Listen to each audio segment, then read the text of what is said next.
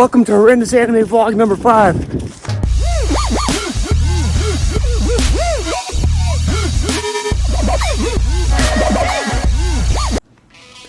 Peekaboo Internetville, how are we doing out there in the net?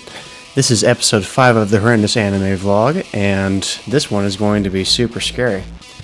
Have you ever been making a video game and then had to just burn it down in order for it to move forward? Like, just scorched earth an entire video game in order to make it work? I did, and that's the story that I'm about to tell for part 1 of this vlog, which is the refactoring of May 15th. Ironically, this all started when I... yes, I'm going to do the voice. Ironically, this all started when I began creating the data structure for enemies. It looks like the first enemy of this game was a boss.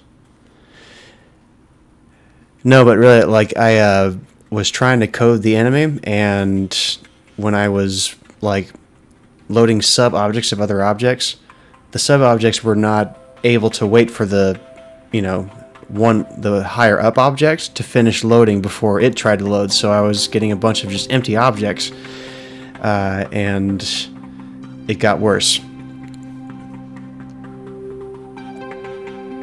The entire data pipeline had to be recoded.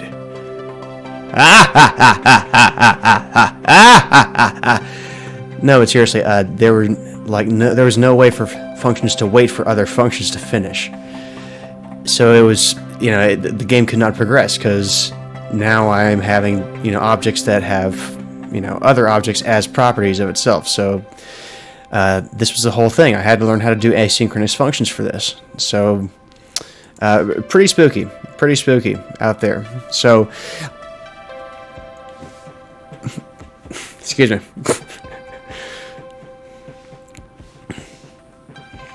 I began to trace the wires starting at the end and wound up at the beginning. Line 1. Everything about the way the game loaded data made it impossible to progress. See previous statement about sub-objects of other objects.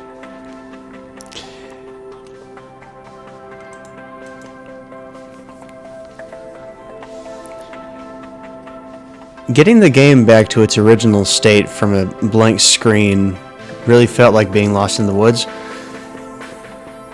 And following that comparison, having a flowchart. Yes, I'm the other guy now. Having a flowchart of the design can act like a map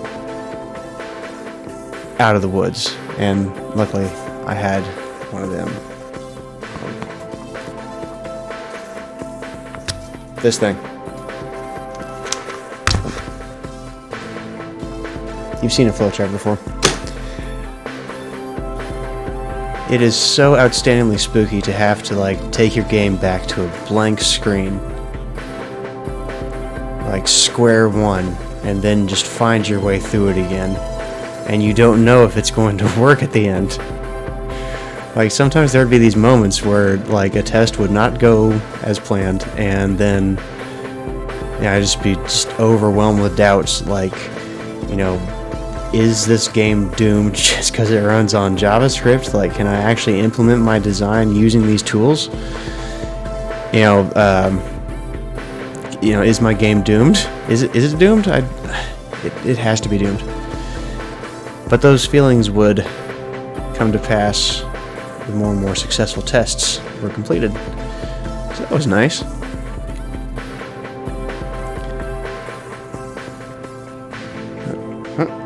Alright, hold on. Okay, so when I wrote the story about this, it eventually got less spooky, so I don't know how to phase out this underlining, but we're just gonna go with it. Alright, I'm just going to read everything that I wrote down to read in, the Vincent Price thriller voice. Eventually, after 2 weeks of refactoring, the game successfully loaded using the new asynchronous pipeline. The game worked again, better than before. Yes, that is the scary part. Not only that, a side effect of the pipeline was that the game got a loading screen. I'm Vincent Price, and I have been challenged by loading screens for longer than I'd care to admit.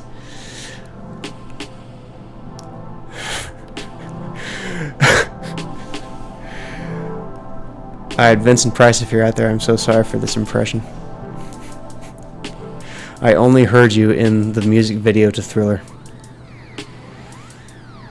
Okay, so seriously, the loading screen had been escaping me for a while, and then now I have it because of this horrible, horrible experience.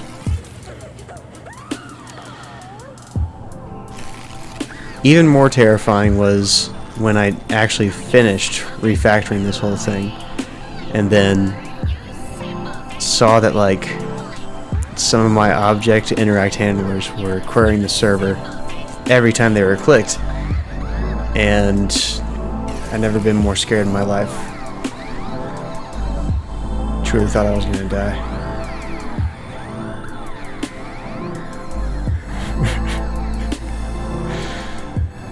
No, but really, it did suck.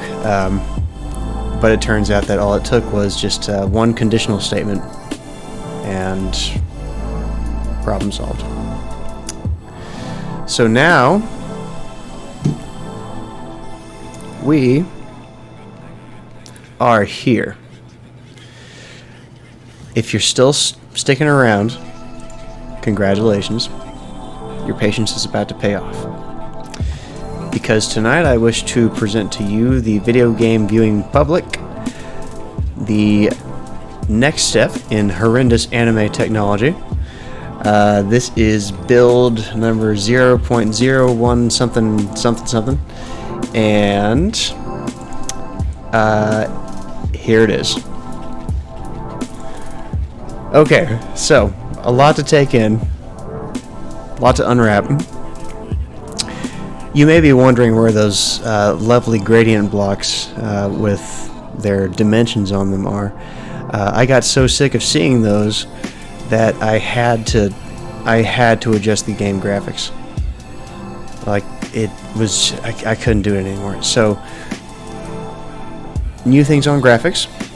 Obviously, we have collectibles here, as in this case, collect Zoidbergs. And, oh, hey, what was that? Oh, what was that orange thing, really quick? Oh, it's, oh, there it is. There it is. There's the loading screen.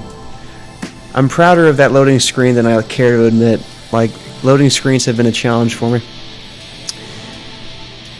So, yeah, new graphics for the game. I mean, this just sort of illustrates how the engine is supposed to work. Like, I'm supposed to put an image somewhere, and then, you know, it appears here, but you can still, you know, you can still interact. So, like, it's the same stuff, just different graphics, and you can make as many or as few as you want, and they load how and where you tell them to, so that's pretty cool.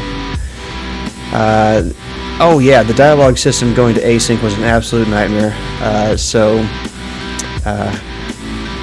you know, drop a comment below if you want to get into like the serious nitty-gritty programming awfulness of getting this game to work. But otherwise, I'm going to try to keep it light and non-mind-numbing. So here's kind of what we're looking at is, you know, it's in a widescreen format now, 1920 by 1080, because originally it was at like 2760 by and just like the amount of rendering that was required for that, like, you know, that canvas size was, I feel like it was causing a few performance issues. So, you know, trying to keep things very low file size. So yeah, bringing down the pixels just a little bit. And if you notice here, there's a image that is, it's not like a pixel approximated like these GIFs are. That's because there's a fun little CSS rendering option that lets you just do nearest neighbor as opposed to anti-aliasing or the computer guessing and taking up processor time. So that's going to dovetail nicely with the art style of the game, which is very pixely, but like not pixely lo-fi, but like hi-fi pixely. But still that limited palette, so it's a low file size. Ah yes, there's that guy. I love that guy. He's my friend. He's a good man. I seen him once, but I never saw him again. I never saw anything again after looking at that guy, actually.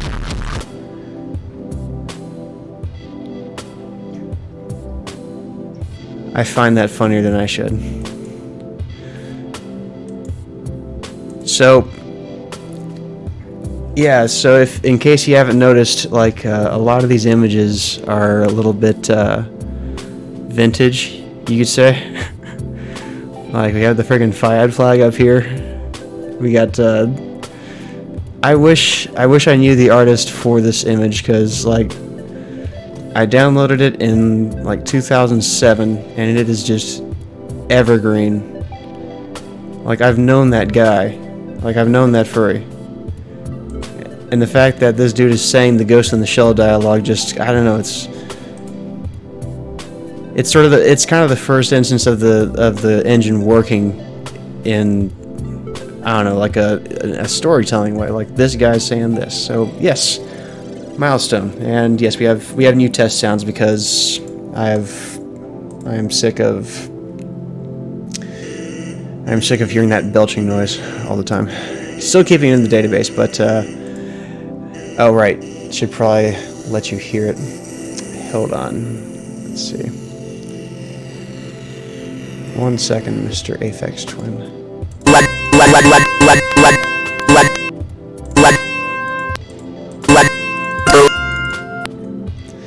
So there we go.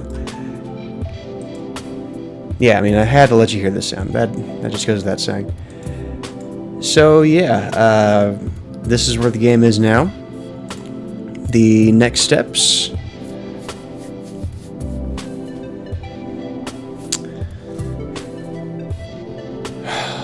Yeah, next steps. Let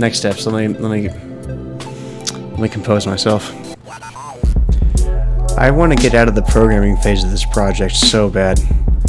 I want to be done with this engine. I have got to be done with this engine because, like, I'll put it like this. Programming can be fun, technically. It's a discipline that requires a really kind of rigid style of thinking. Meanwhile, art and writing and music, while they do require discipline, they also require way less flowcharts and technical documents. But the engine is, it's getting close to being done. It is in the second half of being done. And that just thrills me that soon I'm going to be able to break out of this friggin' spreadsheet way of thinking and get into the real, like the inside of this project. Like really just the joy of creation, and I can't wait. So that's it for this episode of the Horrendous Anime Vlog. Thank you for tuning in. Please remember to like and comment and subscribe and all that good stuff. Go ahead and tell your family about me. It's okay. They deserve to know. And I will see you next time.